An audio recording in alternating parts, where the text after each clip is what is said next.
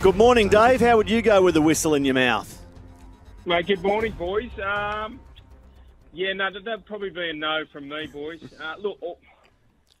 Probably. There's a sausage roll and a can of Coke involved. Maybe I'd consider it, but just as far as the scrutiny and the pressure is concerned on referees these days, it's a tough ask. And you know, I was listening to the guys on 360 have a chat about it last night, and I think the financial reward probably has to be looked at in compensating and making referees highly paid within our game. I mean, they already are. They're on, in excess of $100,000 at this point. But I would say they're worth more than that, given the amount of scrutiny and pressure that they're under. Can we perhaps suggest some sort of little social experiment here with one of the, and I'm going to put forward yourself, David, or a Carianis or a Rothfield, maybe Group 6, maybe down Mittagong Oval. There is a good sausage sandwich down there, steak sandwich from Simon's Gourmet Butchery and Barrel. But maybe one of you blokes for a little social experiment. Go out there with a whistle, referee half a game. You could do reserve grade. Do the reserve grade game. Do stick you out there for half a game of reserve grade. Don't you think that'd be a great story, David? Yeah, it'd be wonderful, Bossy. Really good story. Everyone would read it, Bossy. Oh, you're so popular, Dave. You'd placate those angry fans on the sideline. I think you'd handle that with aplomb. Well, Matty, I was going to go the other way. To be fair, I was going to say that if there is any comparison, I'm pretty used to social media abuse. So, and not that that's a laughing matter, but and I think it's a stain on the game that how much fans take their anger and frustration after a loss out on the referee by taking to social media. It's quite disgusting. Okay, so we've helped you make your decision. You're not going to become a rugby league referee. Can we help David Fifita with his decision this morning, David? Roosters or Panthers? Yeah, look, Matty, and just for listeners out there, why this is suddenly a major headline is that David Fifita has a clause in his contract that is triggered from round 10, which begins this Thursday night. So David Fifita has until this Thursday night to decide whether he wants to trigger that clause, which extends his future at the Gold Coast Titans by another season. Now, if he decides not to take up that clause, he's currently a free agent. And we're at this point in time where he's currently assessing these two options, the Penrith Panthers and the Sydney Roosters. Guys, I appreciate how much of a talent David Fifita is. But for consistency-wise, I have major concerns over this signing. This is a football player who plays on the edge in the back row, who waits for the footy to impact his team's performance. And given the salary that he has been on in the past at the Titans, I've spoken about this before, I just thought he was extremely overpaid for his output on the footy field. And I'm quite surprised that the Penrith Panthers, this production of talent that they have, this is the most significant signing we've seen, or attempted signing in so many years at the Penrith Panthers due to the success of their programs.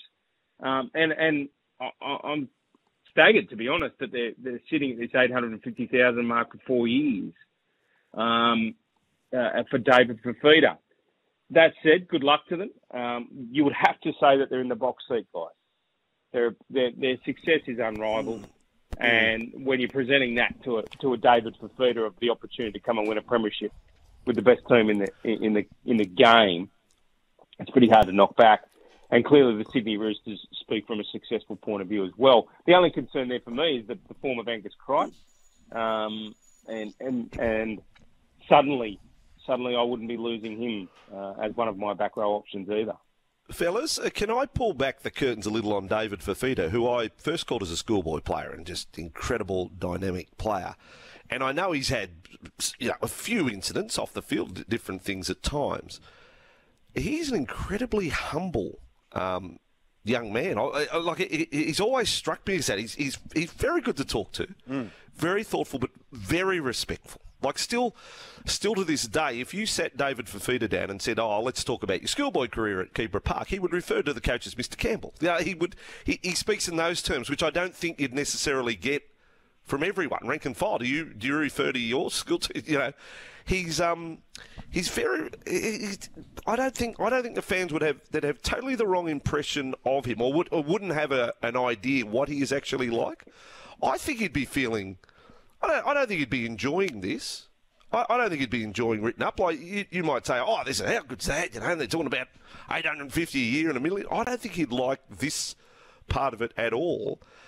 To the point where I'm going to take a stab, I reckon he'll make a decision pretty quick, just to to put an end to it. I don't think he'll want to go through it, drag through who you're talking to this week, who you're going down to visit a club. I reckon David will make a pretty quick decision.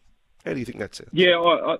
Yeah, I do, and I think, and it's interesting that it's got to this point in time, Bossy, because for all our inquiries with the Gold Coast Titans and David's management, all indications are that he was just set to roll over the clause and he'll stay at the Titans. For that very reason, he actually wants to. I'm with you. He's an upstanding guy, and he wants to attempt to help this Titans club, get back on track. And all indications up until the last 24 hours has been that he'll stay at the Titans. So I'm with you. I don't know if he'd be enjoying it, but at the same time, it's par for the course. That's the business they're in. I don't know how you guys feel about what I stated in relation to the consistency of Fifita as a footballer. Yes, he can blow an edge apart with the damaging runs that he can make, but they're just a little bit few and far between for me. He did find a bit more form last year, represented Queensland, but I still think at 4 years, the next 4 seasons for your footy club, it's still a big investment for a guy that probably hasn't reached his potential just as yet. David, I concur, and I use the men I share a desk with at NRL Tonight. Forwards of the game, Tim Manor, Mark Carroll, Steve Roach, who over the last few years have no doubt said this man is wonderfully talented, but have questions over A, the way he's used, and B, the application consistently through a season. That, there'd be some question marks. And on the text line this morning, the Edgewater Homes text line, the fans of the Roosters and the Panthers, some of them also have reservations. So it'll be keen to see what unfolds in this space over the next few days. If you're right, Vossi, the decision comes sooner than later. JS has got a question for you, David, on the text. How does everyone know about these clauses? Unbelievable that a contract is just spoken about so flippantly. We've been aware of the Fifita clause for quite some time, but who would actually send that out there? Because the club wouldn't reveal that detail, would they? So is it David? Is it his manager? Where was the source when it was first leaked?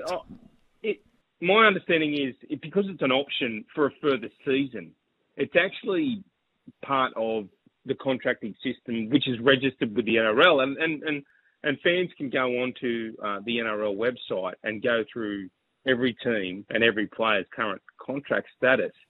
And there's usually an asterisk against the player's name where they have an option in their favour on whether it rolls over for a further season. And that would have been the case with David Fifita. So a lot of these options in players' contracts are declared publicly. Really, for no harm. There's no harm for Titans fans' point of view in knowing that, well, we still could have David next year at our footy club. Interesting. So just to wrap it up, I just want to crystallise this. David, what are the chances of David Fifita staying at the Gold Coast as opposed to moving right now, given your understanding? I think he's now currently leaning towards leaving. And I wouldn't have said that last week, Matty. I wouldn't have said that. And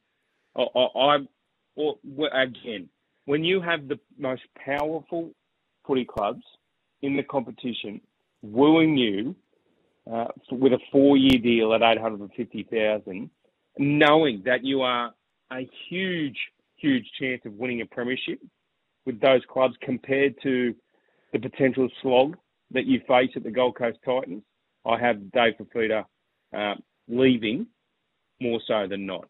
Being Fifita meeting with allegedly getting not allegedly, he's had an official offer from Penrith.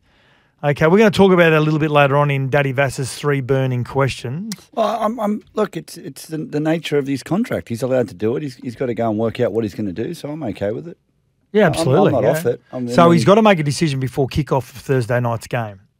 Okay? Yeah, well, good timing. Get down there, have a meeting, get it sorted. It's a massive decision for a guy that he's done all his schooling in southeast Queensland on the Gold Coast. Started with the Broncos, of course, has gone down to the Gold Coast. All he's known.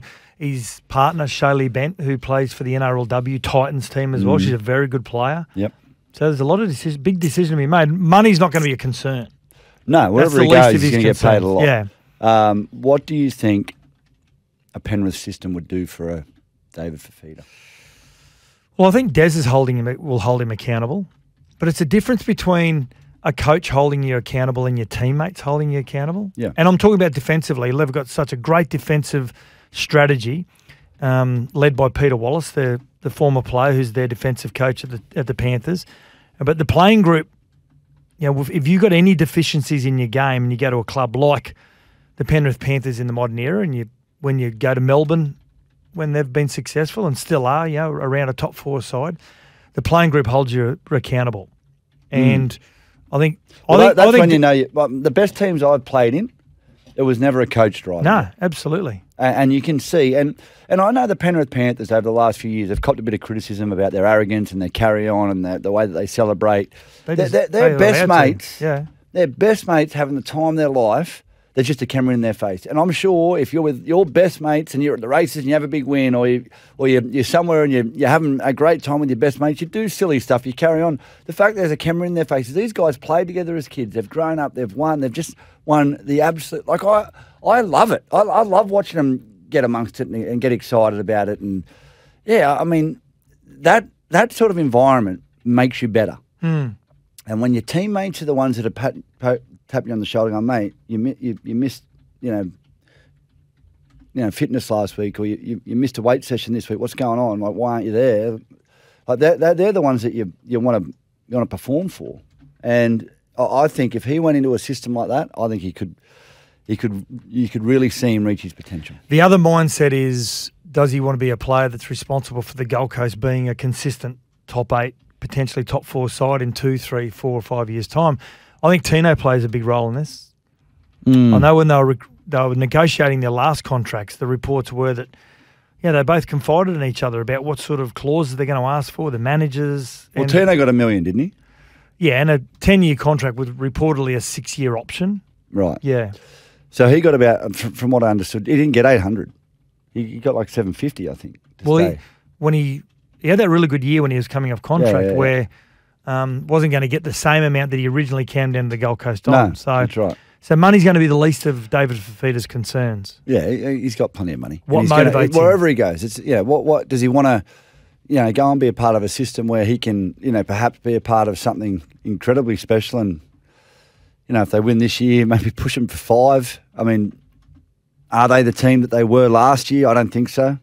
I think they're much more gettable this year than they have been in the past. I've seen moments. I've seen moments of Penrith where I've gone, well, they are as good as they've ever been, and then I've just seen some moments where you just wouldn't have seen in the last year or two. Yeah, I mean, around. They'll fine-tune throughout the season. Yeah, of course. And Nathan will get a lot of games under his belt.